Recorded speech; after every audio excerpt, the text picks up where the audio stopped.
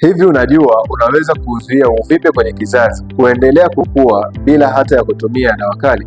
Sasa fibroids unaweza ukaidhibiti ukiwa na lishe nzuri na ukiwa makini na mfumo wako wa maisha ya kila siku. Kwanza, punguza kula vyakula vyenye sukari na mafuta mengi. Vyakula vya aina hii huchochea homoni ya estrogen kupanda, na hizo ndizo zinazolisha uvimbe. Kitu cha pili, ongeza mboga za majani na matunda yenye antioxidant kama parachichi, apple na brokoli. Jambo la tatu, kula vyakula vyenye fiber nyingi ili kusaidia mwili kuondoa homoni zilizozidi.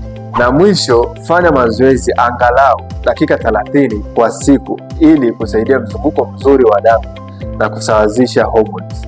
Nimeshasaidia wanawake wengi kuondoa uvimbe kwenye kizazi bila ya kufanyiwa operation. Tambua kwamba fibroids inatibika bila ya kufanyiwa operation. Kwa hiyo chukua namba yangu hapo juu, nitumie neno fibroids kwenye WhatsApp, nikuelekeze hatua kwa hatua jinsi gani unaweza kuondoa uvimbe kwenye kizazi hata kama ni sentimita 10 au na zaidi. Unapona na unarudisha afya yako ya uzazi salama.